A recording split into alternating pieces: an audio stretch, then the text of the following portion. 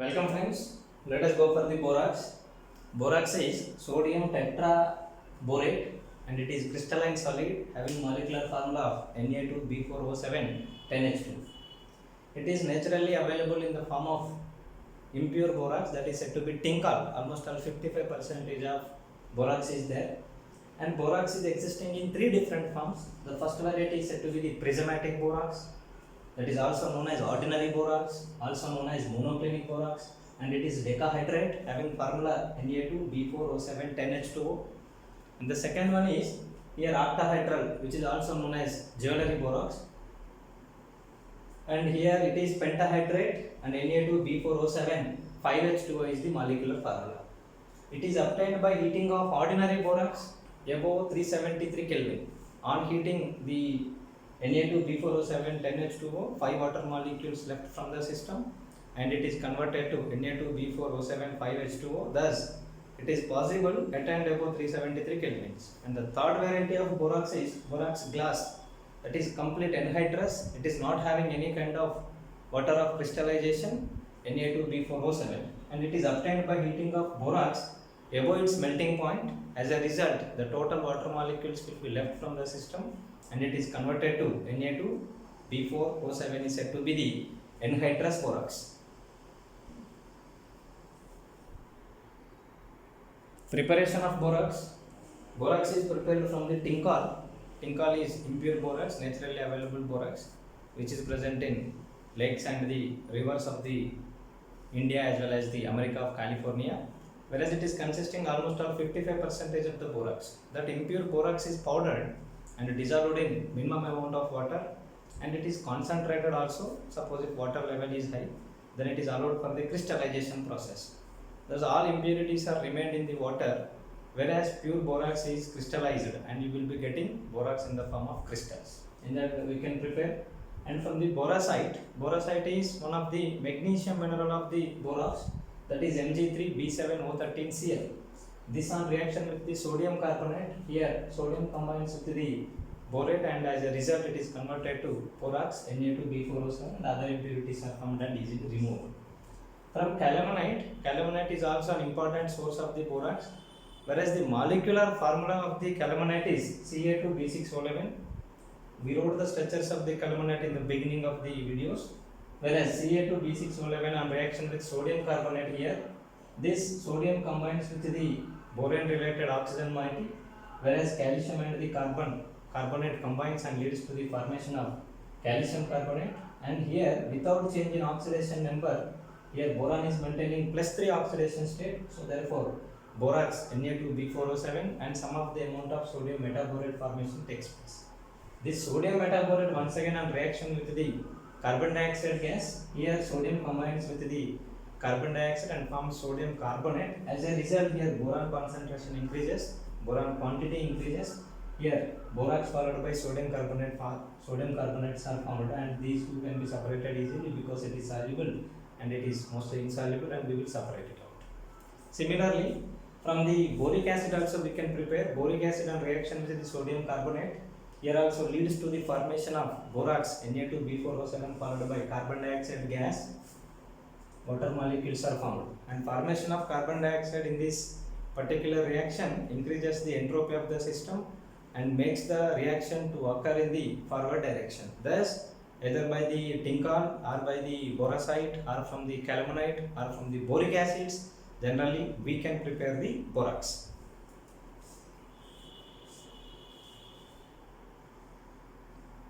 Yes, properties of borax. Borax is colorless, white crystalline solid, sparingly soluble in cold water, but whereas it is readily soluble in the hot water. And it forms two varieties of important hydrides. One is decahydrate and second one is pentahydrate. Whereas Na2B4O7 10H2O is said to be the monoclinic borax, and Na2B4O7 5H2O is said to be the octahedral borax, which is also known as jewelry borax. Aqueous solution of borax is alkaline in nature because borax is slightly hydrolyzed in solution. That's what it is used as a water softener otherwise, and at the same time as a cleaning agent. Na2B4O7 reaction with water, here the OH combines with the sodium leads to the formation of base, that is sodium hydroxide, followed by boric acid formation takes place. Borax, even on heating with HCl, otherwise the sulfuric acid solutions, it leads to the formation of salt followed by the boric acids. Na2B4O7 on reaction with the HCl, that is sodium chloride, followed by boric acid formation takes place.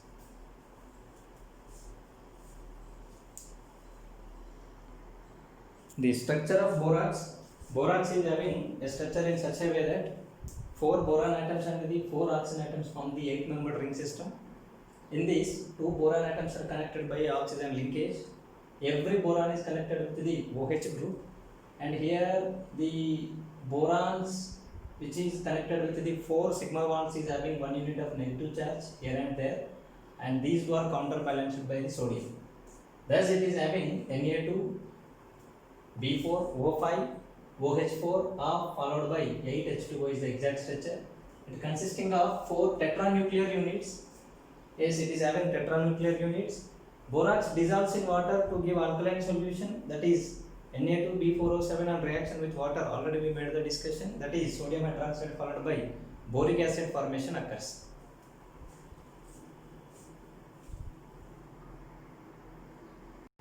In the structure of borax, here 4 boron atoms are there. Out of 4 boron atoms, these 2 boron atoms are sp2 hybridized, that is present in the plane, trigonal planar, and remaining 2 boron atoms are sp3 hybridized, and these are present in the tetrahedral. And here it is associated with the 4 OHs, hence B4O5, extra oxygen connecting the boron and the boron, OH4 which is having a 2 units of negative charge. It is associated with the 8 water molecules, and once again this particular anion is counterbalanced by the 2 units of positive charge, hence it is having tetranuclear units, and the tetranuclear unit is B4O5 OH4 of -2 is the tetranuclear unit.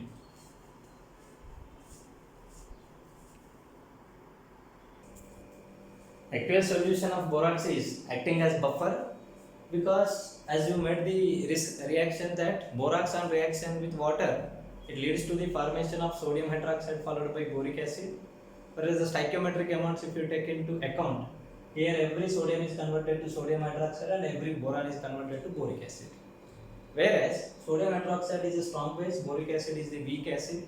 It is also acting as electron pair acceptor, that is Lewis acid.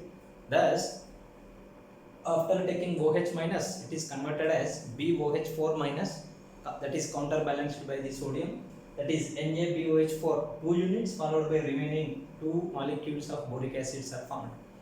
And here this boric acid is weak acid, and this sodium borate is salt of weak acid with the strong base, that is weak acid, salt of weak acid with the strong base is acting as a buffer, hence it is acting as an acidic buffer. That's what borax on its own, on dissolution inside water, it is acting as acidic buffer.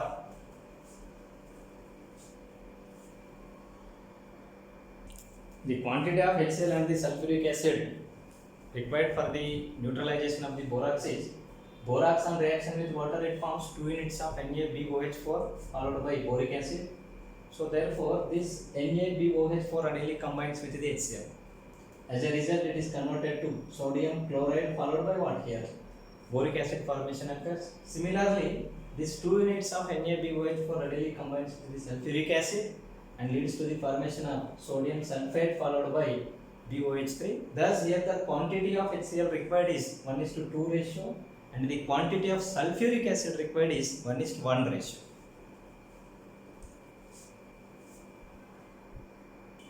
Borax on reaction with the alcohol followed by sulfuric acid gives volatile vapors of the triethyl borate, which burns with the green edged flame, and it is used as a test for the presence of borate radical in qualitative analysis. Let us go for the reaction. What is going to be happening on reaction with sulfuric acid followed by alcohol, and why it burns with the green edged flame? Let us have a discussion.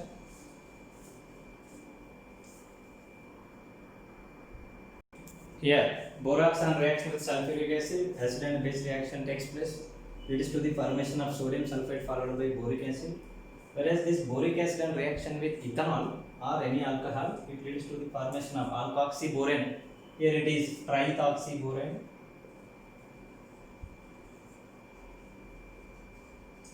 we can say it as ethoxyboron also, which can burns with the green edged flame, which will gives the indication of presence of boron.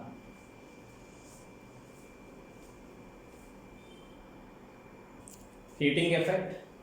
Borax on heating first loses its water of crystallization and it is converted to anhydrous borax. This on further heating leads to the formation of new compounds with the decomposition, that is sodium metaborate and the boron trioxide formation takes place. And this appears in the form of a transparent bead consisting of two things. One is sodium metaborate and second one is boron trioxide.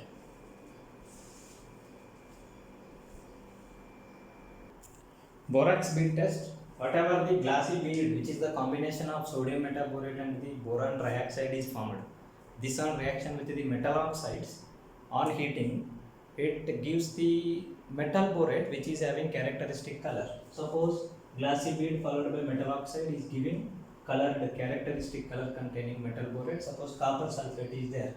This on heating it is converted to cupric oxide followed by sulfur dioxide. Whereas this cupric oxide on reaction with boron trioxide, that is B2O3, leads to the formation of metal borate, that is copper metaborate, CuBO2 twice. In the same way here chromium forms manganese, ferrous, cobalt, nickel, copper, every one of metal of +2 oxidation state will forms corresponding metal metaborates, and these are having their characteristic colors like chromium offers green color, copper also offers green color, manganese and the nickel offers violet colors, ferrous cobalt offers yellow as well as the blue in colors respectively. Thus it is used to identify the corresponding metal related radical can be identified with respect to the borax bead test.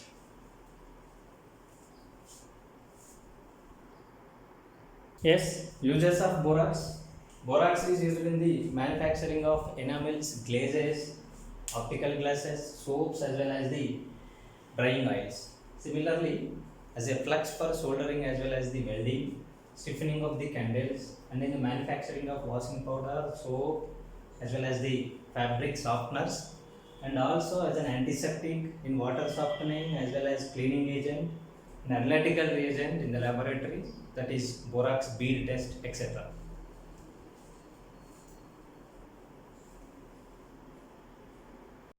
Yes, another one important variety of aluminum compounds is alum, and the different compounds are there, hence it is also known as alums also. These are double sulfates, that is two varieties of sulfates are there, two varieties of metals combination with the sulfates results into a special compound is said to be the alum, and it is hydrated also. Whereas the composition is monovalent metal sulfate followed by trivalent metal sulfates with 24 water molecules is said to be the alum. All alums are isomorphous to one another. Different alums are there, every alum and the other alum are having similarity, only the ions will be different, cations will be different. The general monovalent cations are except lithium, because lithium is smaller in size. Lithium does not form any kind of alum except lithium remaining sodium, potassium, rubidium, cesium and the ammonium. Whereas trivalent cations are ferric, chromium, aluminium, manganese followed by the cobalt. These are the trivalent cations, and the monovalent cations are except lithium, sodium, potassium, rubidium, cesium as well as ammonium. Whereas alum consisting of these monovalent and the trivalent metal ions, these metal ions are surrounded by 6 water molecules. Monovalent metal ion is surrounded by 6 water molecules. Trivalent metal ion is surrounded by the 6 water molecules, followed by the sulfate ions are present. So therefore no water is free. So therefore the total varieties of ions as a part of alum are monovalent followed by 6 water molecules with unipositive charge as a part of the coordination complex, and also trivalent metal cation followed by 6 water molecules with 3 units of positive charge, a coordination sphere followed by SO4 2 minus ions are present.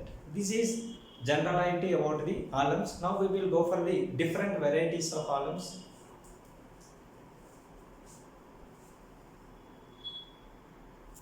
Some important alums are, one is potash alum, it is also known as the common alum also, that is K2SO4, Al2SO4 thrice 24H2O. Second one is chrome alum, that is potassium sulfate, chromium sulfate 24H2O. Ferric alum, ammonium sulfate, ferric sulfate, 24H2O. Ammonium alum, ammonium sulfate, aluminium sulfate, 24H2O. Sodium alum, sodium sulfate to aluminium sulfate to 24H2O. Cobalt alum, cobalt is +3, so therefore +1 state is potassium, K2SO4, CO2SO4 thrice, 24H2O. These are the common varieties of alums, whereas the most common alum is said to be what? Potash alum.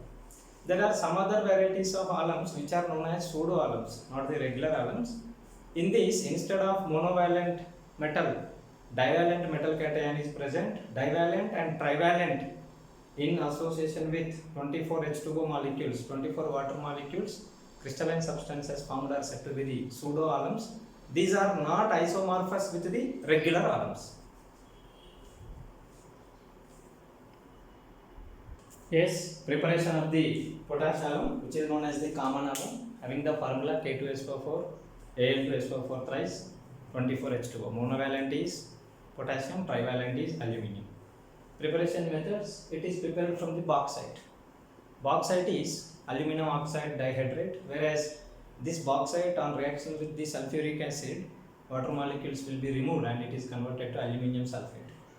Whereas to this obtained aluminium sulfate, sufficient amount of potassium sulfate as well as the water molecules are added, thus it leads to the formation of crystalline common alum, which is known as the potash alum. The second case, from alunite. Alunite is the combination of potassium sulfate to aluminium sulfate and aluminium hydroxide. Whereas this aluminium hydroxide, our interest is to modify the aluminium hydroxide present in the system into aluminium sulfate. Further, we are making this one to react with the sulfuric acid. As a result, everything remains as it is. This aluminium hydroxide is converted to aluminium sulfate. To this mixture, now the required extra amounts of potassium sulfate and water molecules are added, and that leads to the formation of potash alum.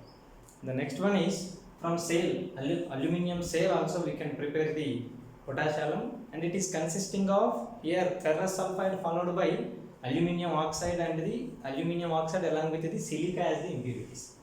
Whereas this particular ferrous sulfide on roasting with oxygen, it undergoes oxidation and it is converted to ferrous sulfate followed by what? Aluminium, ferrous sulfide followed by sulfuric acid formation occurs. And the formed compound is allowed to react with the alumina oxide with the silica. The sulfuric acid combines with the aluminium and leads to the formation of aluminium sulfate, and the silicon dioxide is formed, which is a solid easily replaceable. And in this case, whatever the ferrous sulfate is formed, that is removed by the fractional distillation methods. Thus, the obtained aluminium sulfate is added to the sufficient quantity of the potassium sulfate and the water, and that leads to the formation of alum, that is potash alum, otherwise the common alum is obtained.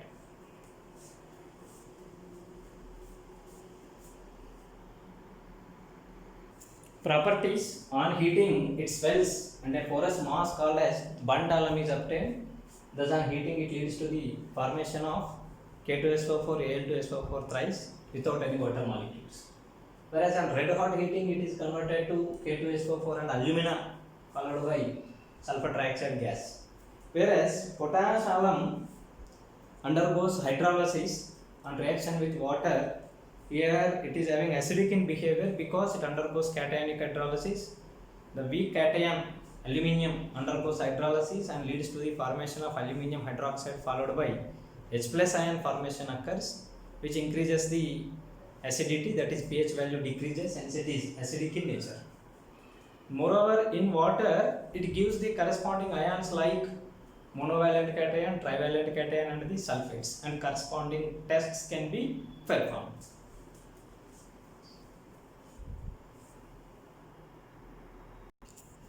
Uses of alums, that is uses of common alum, that is the potash alum. Generally it is used in the purification of water, as a mordant in dyeing as well as the calico printing, a sizing of the cheap quality paper, and in tanning of leather, as an antiseptic because it is acting as, it is having germicidal properties, and to stop the bleeding from the cuts because it is acting as coagulant. It coagulates the blood formed and it stops on the layer on the outside of the cut portion, thereby the bleeding stops. Thus the uses of the alums are like this.